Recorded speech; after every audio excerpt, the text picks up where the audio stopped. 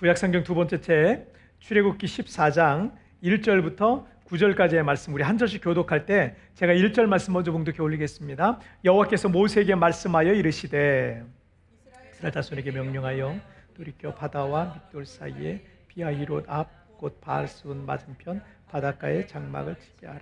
바로가 이스라엘 자손에 대하여 말하기를 그들이 그 땅에서 멀리 떠나 광야에 갇힌 바 되었다 하리라.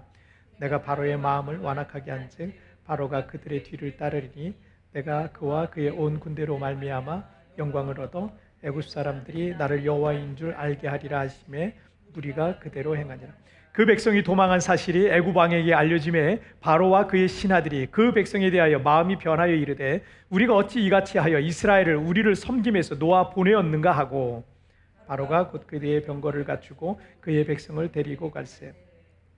선발된 병거 600대와 애굽의 모든 병거를 동원하니 지휘관들이 다 거느렸더라.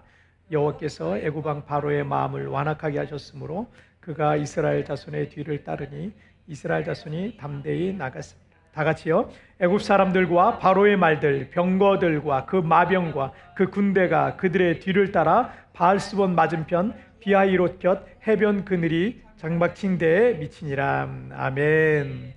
자, 오늘 말씀 제목 함께 읽을까요? 시작. 하나님의 반전 드라마. 다시 한번 시작. 하나님의 반전 드라마. 지금 이 세상에 있는 그 정치 시스템 중에 가장 대표되는 두 가지 형태는 이 공산주의와 자본주의라고 이렇게 할 수 있겠습니다. 보통 이제 공산주의 또 민주주의 이렇게 말하기도 하는데, 그런데 이제 여러분 북한의 정식적인 명칭 아세요? 북한의 이 공식적인 명칭은요, 조선 민주주의 인민공화국이에요. 자, 다시 조선 민주주의 인민공화국, 이게 북한의 공식 명칭입니다. 그러니까 북한도 자기들도 주권이 국민에게 있다라고 하는 민주주의 공화국이라고 주장하고 있는 겁니다. 하지만 우리가 잘 알고 있다시피 지금 공산국가들 중에 한 개인의 주권과 인권이 존중받는 나라들이 어디 있습니까? 그냥 공산당이 최고잖아요. 국가적인 명칭만 그렇고 실제적인 것은요 전혀 다릅니다. 공산주의는 이 공동생산, 공동분배, 경제체제가 공동생산, 공동분배를 의미합니다. 각 사람의 능력에 구애받지 않고 함께 일하고 동등하게 분배를 받는 그런 시스템이다. 그런 경제 시스템을 갖고 있다. 그래서 동등하다라고 하기 때문에 북한에서는 동물애 막 이렇게 얘기하는 거 아니겠어요? 다 동등하다는 거예요. 이 안에는 가난한 사람도 없고 부자도 없고 신분도 없고 계급도 없고 빈부격차도 없고 모두가 동등하고 똑같이 수익을 분배한다는, 어쩌면 파라다이스와 같은 정말 이상적인 사상처럼 껍데기는 그렇게 보이기도 합니다. 그에 비해서 자본주의는 뭐예요? 능력에 따른 분배를 얘기해요. 능력에 따른 분배. 자신의 능력에 따라 일한 만큼 그 대가를 받는다는 거예요. 때문에 이 안에는 부자도 생기고요. 능력이 다 다르니까 가난한 사람도 생기고요. 성공한 사람도 있고요. 그렇지만 실패한 사람도 어쩔 수 없이 있고요. 빈부의 차이가 있게 될 수밖에 없는 그런 시스템을 갖고 있는 것이 자본주의입니다. 어떻게 보면 자본주의는 좀 얄미운 것 같기도 하고, 능력 있는 사람들만 또 잘 되는 것 같으니까 좀 얄미운 것 같기도 하고, 좀 이기적인 것 같기도 하고, 이런 생각도 듭니다. 하지만 우리가 지난 역사를 통해서 우리가 살펴봤듯이 공산주의 경제는요 이미 실패한 경제 시스템입니다. 열심히 일해도 그냥 똑같이 분배해야 하는. 나는 막 10시간씩 막 열심히 일했어. 근데 어떤 사람은 그냥 룰루랄라 하면서 조금밖에 일을 안 했는데, 근데 분배는 똑같이 한단 말이에요. 그 똑같이 이 분배를 하니까 이 사람들이 마음이 어떻겠어요? 열심히 일할 필요가 없는 거예요. 이렇게 해도 저렇게 해도 똑같이. 그래서 발전이 안 되는 거예요. 공산주의 국가들이 발전이 안 되는 이유가 거기 있는 거예요. 이렇게 하나 저렇게 하나 내 인생의 반전이라는 거는 없는 거예요. 공산국가에서 흙수저로 태어난 사람은 죽을 때까지 그냥 흙수저로만 살아야 되는 거예요. 어쩌다 공산당원의 간부 집안에서 태어난 사람은요 먹을 거 걱정 없이 평생을 살찌면서 살아가는 거죠. 그러나 이 자본주의 경제 체제가 좋은 이유는 뭐예요? 누구나요, 누구나 열심히 공부하고 열심히 노력하면 그에 대한 대가를 받을 수 있다는 거예요. 흙수저로 비록 태어났어도 인생의 역전이 가능한, 내 인생의 반전을 맞을 수 있는 기회가 있는 사회라는 것이 자본주의의 최대 강점이죠. 그런데 이 땅에는요, 완전한 이상적인 정치 시스템도 또 경제 시스템도 없어요. 사실은 완전한 건 없어요. 천국이 아니니까. 성경적으로 그나마 가까운 경제 시스템은 자본주의다라고 말할 수 있습니다. 왜냐하면 여러분, 바울 사도가 데살로니가 후서 3장 10절에서 어떤 말씀하셨어요? 일하기 싫어하거든 먹지도 말게 하라 이랬어요. 일하기 싫어하기는 먹지도 말게 하라, 이렇게 단호하게 말하고 있습니다. 진짜 공정하고 공평한 것, 여러분 요즘 화두가 공정과 공평 이런 걸 해서 지금 우리 사회는 시끄럽잖아요. 근데 여러분, 진짜 공정하고 공평한 거는요, 억지로 공평하게 돈을 막 나눠주는 게 공평한 게 아니에요. 그게 공정한 게 아니에요. 열심히 공부하고 열심히 일한 사람들에게 그것에 대한 대가가 따라오도록 시스템을 만들어주는 게 진짜 공정한 사회고 공평한 사회인 거예요. 그래서 대대로 가난을 물려받은 사람이라 할지라도 인생의 역전이 가능하고 인생의 반전이 가능할 수 있도록 그거를 지원해 줄 수 있는 국가, 그런 사회가 진짜 좋은 사회고 좋은 국가 아니겠습니까? 그런데 참 재밌는 사실은 성경에는요, 온통 반전으로 가득하다는 거예요. 반전의 역사가 가득하다는 거예요. 여러분, 특별히 성경에 등장하는 위대하게 쓰임받았던 인물들을 한번 생각해 보세요. 이 사람들에게 크고 작은 반전의 역사들이 수두룩합니다. 풀무불에 던져졌는데 머리 털끝 하나 그을리지 아니하고 살아남은 사람도 있고요. 다니엘 같은 사람은 사자굴에 던져졌는데도 여러분, 하나님 천사가 사자의 입을 봉해버리기도 했어요. 바울 같은 경우는 마음의 사형 선고를 받을 만큼 정말 극심한 환난 속에 있었지만 바울 사도 역시 그 가운데서도 구원을 받았고요. 여러분, 성경의 수많은 인물들이 다 그러합니다. 지금 많은 분들이 큰 시련들 속에서 살아가고 있습니다. 내일을 알 수 없고 희망이 없고 더 이상 나아질 기미가 보이지 않아서 어쩌면 우리의 마음에 매일 좌절된 마음, 절망된 마음, 낙심된 마음들이 우리의 마음을 늘 찾아오고 녹화하고 있는지도 모르겠습니다. 그러나 우리 하나님은 반전 드라마의 연출자와 같으세요. 우리에게 닥친 시련이 크면 클수록 반전의 역사, 여러분, 더 클 것입니다. 우리가 하나님의 살아계심을 경험할 간증거리가 더 많아질 줄 믿으시길 바랍니다. 왜냐하면 우리가 믿는 하나님은 반전의 하나님이십니다. 반전 드라마를 쓰는 연출자이십니다. 우리에게 하나님께서 이끄시는 하나님의 반전 드라마가 써질 줄 여러분 믿으시길 바랍니다. 자, 우리 첫 번째 주제 보실게요. 첫 번째, 함께 읽겠습니다. 시작. 절박함이 기적의 시작이다. 다시 한번 시작. 간절함과 절박함이 있는 곳에는요, 기적도 일어나는 거예요. 간절히 바라는 것도 없고 절박함도 없는 사람에게 기적이 일어나는 법은 없어요. 그러니까 여러분이 원하는 어떤 일들과 꿈들과 비전들이 있잖아요. 여러분들이 원하는 게 있잖아요. 그런데 여러분이 원하는 그것이 내가 정말 간절한가? 여러분 질문 던져보세요. 내가 정말 간절한가? 내가 그것에 대해서 정말 절박한 마음이 있는가? 한번 생각해 보세요. 여러분, 왜 내게 기적이 일어나지 않는가? 그 이유가 혹시 그 간절함과 절박함의 차이에 있지 않겠습니까?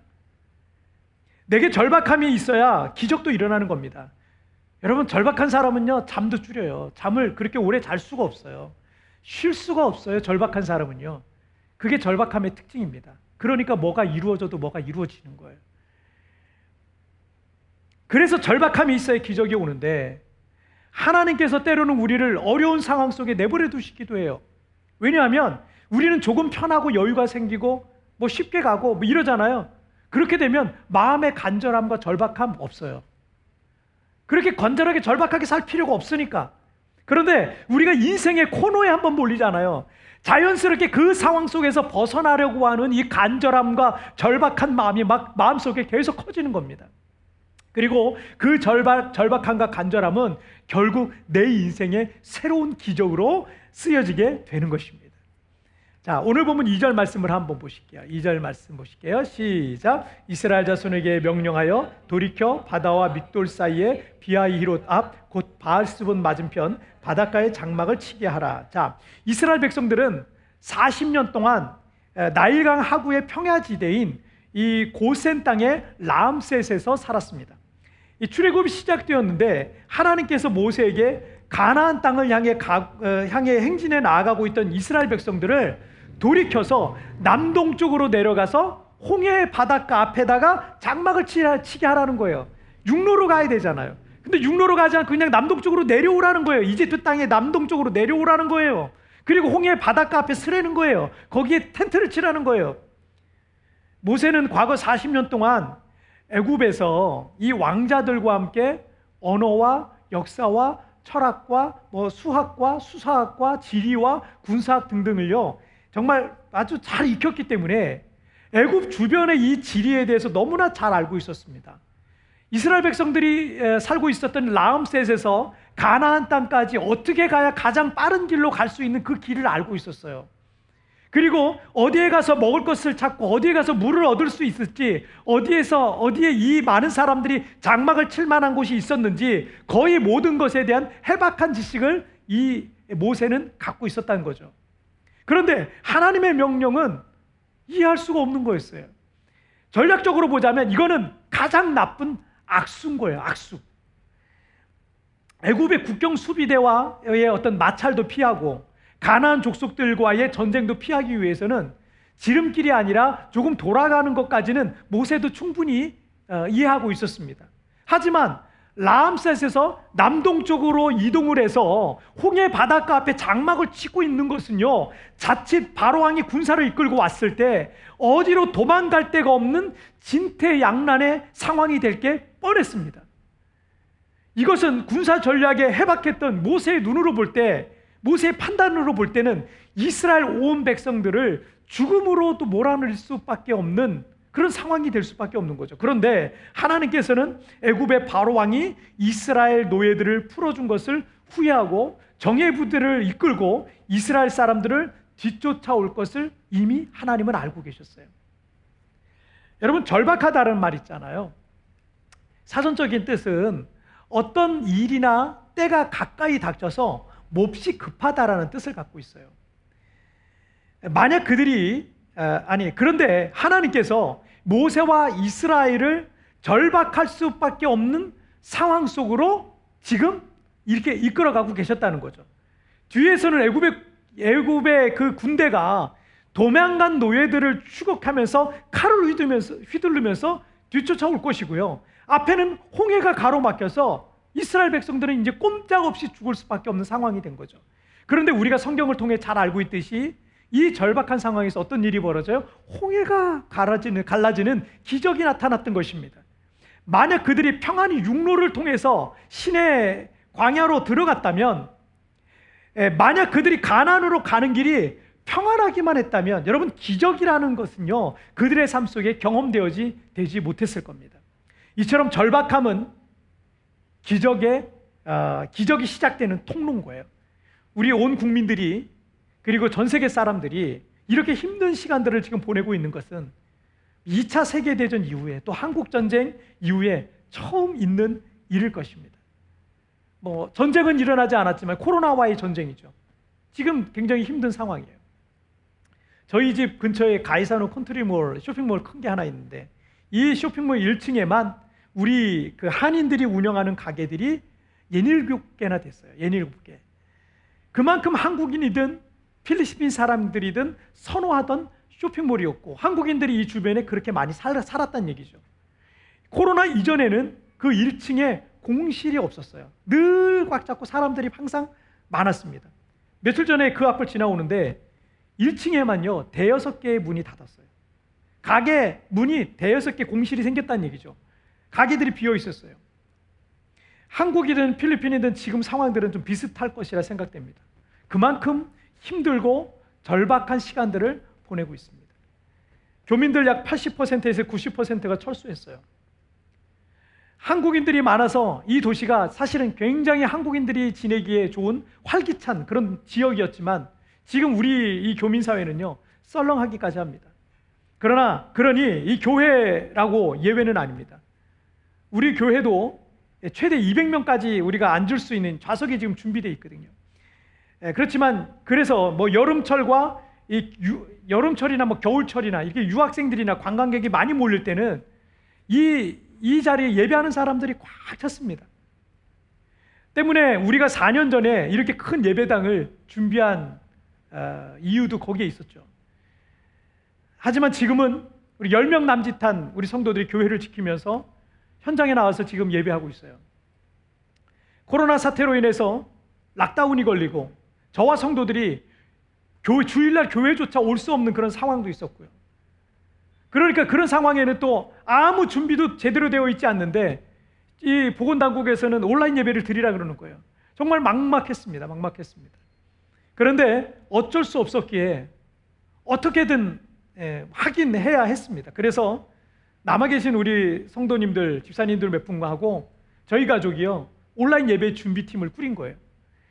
어떻게 해야 하는지 지식도 부족하고 경험도 없었지만 2020년 3월 22일부터 우리가 온라인 예배를 시작했습니다. 처음 두세 주까지는요, 인터넷 사정도 그렇고 뭐 영상이나 예배 송출 방식도 그렇고 예배가 제대로 진행이 되지 않을 만큼 참 힘들었어요. 하지만 우리 교회가 이제 유튜브 채널도 만들고 영상을 하나씩 올리면서 우리 예배팀이 조금씩 업그레이드 해 나갔습니다. 새로운 컨텐츠들도 만들어가기 시작했습니다. 그러다 보니 한국에 있는 그 중간에 보니까 어떤 큰 교회 부목사님이 연락이 온 거예요. 목사님, 3분 메시지 영상은 어느 업체에다가 얼마 주고 하시는 거냐고 저한테 물어보시는 거예요. 돈 얼마 주고 그거 매주 영상 만드냐고 궁금해서 연락한다고 전화를 주셨더라고요.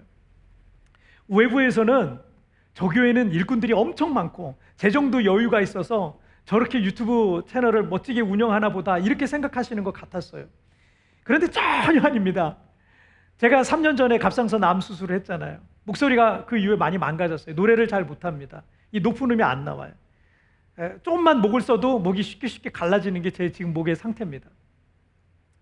찬양 인도할 사람이 마땅치 않아서 어쩔 수 없이 제가 찬양 인도도 우리 집사님, 여자 집사님 우리 두 분하고 찬양 인도도 하고 그리고 끝나고는 또 설교도 이렇게 하고 반주자들도 다 뭐 철수했잖아요. 우리 사모님 관절도 안 좋은데 우리 사모님 반주 열심히 해주시고 이렇게 예배를 지금 인도하는 거예요. 예배 영상과 특송 영상 편집해 주시는 집사님이 촬영도 하죠, 음향도 만지죠, 자막도 혼자서 다 합니다. 혼자서 다 해요. 혼자서 그 모든 걸 다 하고 있는 거예요.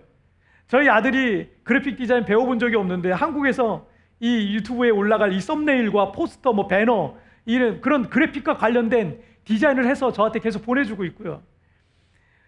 여기서 직장을 다니다 코로나로 실직한 우리 딸이 영상 편집이란 건 해본 적이 없어요. 우리 딸도 저랑 비슷하게 약간 기계치가 있거든요. 잘 몰라요, 그런 걸. 그런데 누군가는 해야 하니까 독학을 했어요.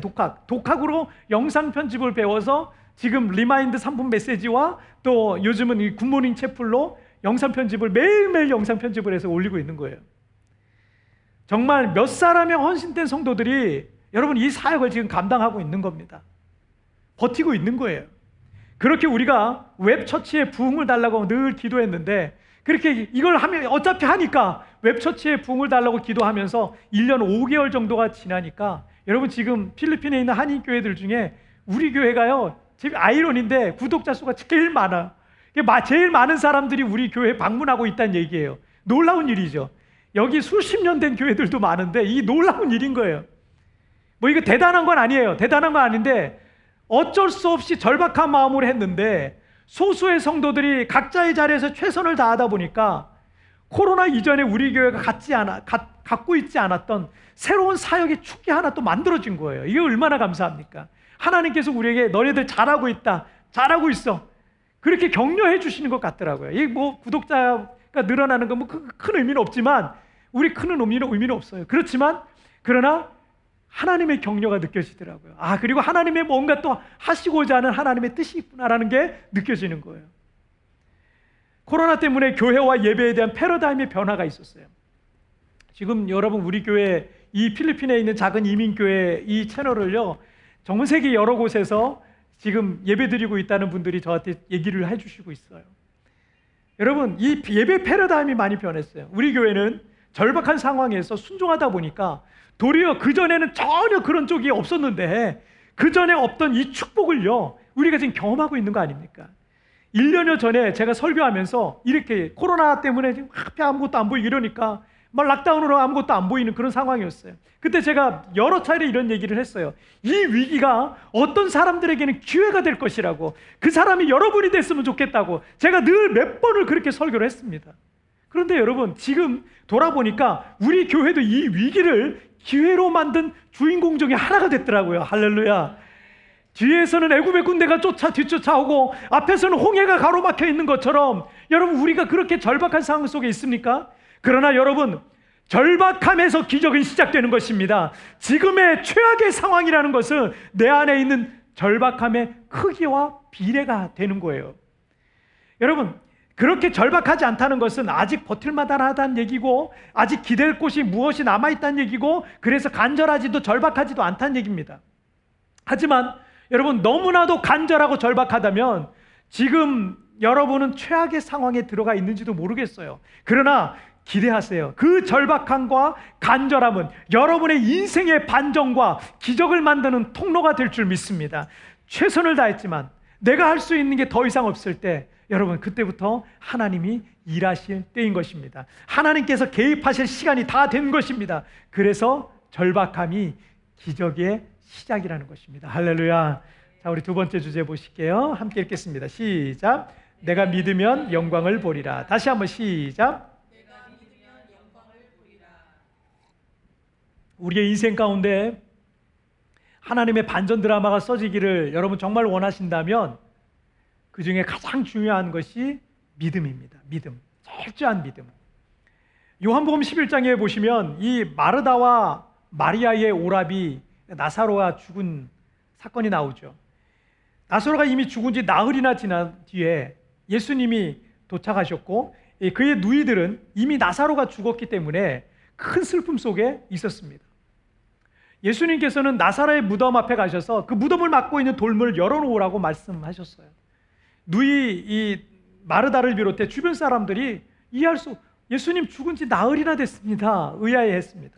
그런데 요한복음 11장 40절 말씀에서 예수께서 이르시되 내 말이 내가 믿으면 하나님의 영광을 보리라 하지 아니하였느냐 하시니, 주님께서는 죽은 나사로가 살아나는 기적에 있어 가장 필요한 것은 믿음이라는 거예요.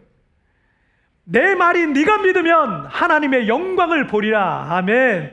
여러분, 우리에게도 지금 그 말씀을 주시는 거예요. 내 말이 네가 믿으면 하나님의 영광을 보리라. 네가 믿으면 하나님의 영광을 보리라. 여러분, 기도하면서 믿지 않으면 어떻게 합니까? 하나님을 믿는다고 하면서 하나님이 행하실 일들에 대해서 믿지 않으면 어떻게 합니까? 내가 믿으면 하나님의 영광을 보리라. 자, 여러분, 오늘 본문 4절 말씀을 보세요. 함께 읽겠습니다. 시작. 내가 바로의 마음을 완악하게 한즉 바로가 그들의 뒤를 따르리니 내가 그와 그의 온 군대로 말미암아 영광을 얻어 애굽 사람들이 나를 여호와인 줄 알게 하리라 하심에 무리가 그대로 행하니라. 하나님께서 모세에게 앞으로 될 일을 말씀하셨어요. 그런데 구체적으로 어떤 기적이 일어날 것에 대해서는 미리 말씀하시지 않았어요. 다만 애굽의 바로 왕과 군대가 뒤쫓아오게 될 것이다. 그리고 이스라엘 백성들은 궁지에 몰리게 될 것이다. 그런데 그 일을 통해서 하나님 당신께서 영광을 얻으시게 될 거고, 이스라엘 백성들과 또 애굽 백성들이 하나님의 살아계심을 보게 될 것이다 라고 말씀하셨습니다. 그런데 이 구절에서 한 가지 특이한 점은 하나님께서 모세에게 모든 것을 말씀하시지 않았다는 거예요. 모세에게 이스라엘 백성들을 이끌고 홍해 앞에 가서 장막을 치라고는 말씀하셨는데 아직 그 홍해에서 어떤 일을 하실지에 대해서 말씀하시지 않은 거예요. 홍해를 가르실 일이죠. 그것에 대해서 말씀하시지 않았어요. 다만 백성들을 이끌고 갈 것만 말씀하셨어요. 가끔은 하나님께서 모든 것을 다 말씀해 주시면 얼마나 좋을까라는 생각이 들 때가 있습니다. 하지만 하나님께서 우리에게 한꺼번에 모든 것을 다 알려주신다면, 여러분, 한꺼번에 모든 걸, 좋은 일과 나쁜 일, 한꺼번에 모든 일들을 다 알려주신다면 여러분 감당할 수 있겠습니까? 제가 2012년 6월에 필리핀의 한인교회 개척에 대한 그 비전을 받았어요. 그리고 2013년에 제가 왔잖아요. 그런데 이 비전을 받을 때 여기서 구체적으로 어떤 일들이 있을지에 대해서는 하나님께서 말씀해 주시지 않았단 말이에요. 다만 개척에 대한 사명에 그 불을 받고 그 뜨거움을 가지고 그 열정을 가지고 그 말씀 붙들고 그냥 온 겁니다. 만약 여기서 어떤 일들을 겪게 될지를 몇 년짜리를 미리 말씀해 주셨다면 제가 겁먹고 못 왔을지도 몰라요. 힘들어서 안 되겠다. 겁먹고 못 왔을지도 몰라요. 저에게 필요한 만큼만 말씀하셨고 제가 감당할 만큼만 깨닫게 하시고 저를 보내셨기 때문에 제가 순종하면서 여기까지 올 수 있었던 거예요. 우리는 어떤 상황들을 믿는 게 아니라 우리를 사랑하시고 전능하신 하나님을 신뢰하는 겁니다. 때문에 하나님께서 인도하시는 만큼 가고 멈추라 하는 곳에서 멈추면 되는 겁니다. 홍해를 가르신다는 것을 미리 안다면 여러분 그게 믿어지겠습니까? 믿는 사람도 있겠죠. 그렇지만 어떤 사람들은 오히려 거길 왜 가냐고, 너 미쳤냐고, 바다가 갈라진다는 게 말이 되냐고 여기저기서 불신앙의 말들이 막 나왔을 수도 있어요. 그래서 그런 것들이 우리의 마음을, 그런 의심과 두려움과 이런 것들이 우리를 더 힘들게 하진 않았겠습니까? 지금 당장 내일을 알 수 없지만 주님의 말씀을 붙들고 순종해 나가는 것, 그게 믿음입니다. 상황을 믿는 건 믿음이 아니에요. 여러분 환경을 예비하지 마세요. 상황을 예비하지 마세요. 조건을 예비하지 마세요. 주님의 말씀을 신뢰하세요. 주님의 말씀을 믿으세요. 오직 하나님만을 예비하시길 바랍니다.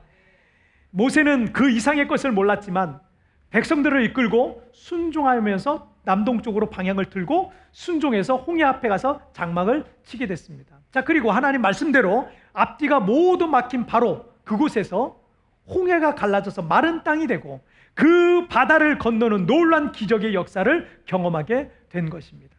내가 믿으면 하나님의 영광을 보리라. 그 말씀대로 된 거예요. 만인의 성직자라는 별명을 갖고 있는 노만 빈센트 필 목사님이란 분이 이런 말씀을 하셨어요. 이게 참 마음에 와닿는데, 노를 거꾸로 쓰면 전진을 의미하는 온이 된다. 모든 문제에는 반드시 문제를 푸는 열쇠가 있다. 하나님께서 이스라엘 백성들을 전멸시키려고 홍해 앞으로 몰아가셨겠습니까?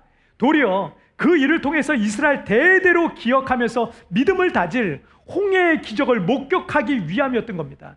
하나님의 반전 드라마를 쓰시기 위해서 그들을 홍해 앞으로 인도해 가셨던 겁니다. 이 반전 드라마는 여러분 지금도 진행 중이에요. 지금도 우리 가운데 진행 중입니다. 지금의 상황이 누군가에게는 노라고 하는 부정적이고 비관적인 조건이겠지만 믿음으로 생각하고 믿음으로 바라고 믿음으로 말하는 사람들에게는 새로운 시작을 의미하는 온이라는 것으로 바뀌어지게 되는 것입니다. 그러므로 여러분 낙심하지 마십시오. 저와 우리 교회는 지난 1년 5개월 동안 10명 남짓한 성도들과 함께 이세보에서 생활하고 있어요. 낙심이 되고 불안할 만도 한데 도리어 앞으로가 더 기대가 되는 거예요. 놀랍죠? 여러분 이 상황이면 낙심되고 불안해야 되잖아요. 그런데 앞으로가 더 기대가 되는 거예요. 오히려 이 위기와 시련 속에 모든 문제를 풀 수 있는 열쇠가 있다는 것을 느끼고 있습니다. 믿음으로 사는 누군가에겐 이 위기는 반드시 새로운 기회의 문을 여는 열쇠가 되는 것입니다. 나는 우리 교회와 우리 성도들이 반전 드라마의 주인공이 될 것을 믿습니다. 자, 오늘 말씀 정리해 볼게요. 오늘 두 가지. 자, 우리 하나님의 반전 드라마 두 가지입니다. 시작. 절박함이 기적의 시작이다. 내가 믿으면 영광을 보리라. 아멘.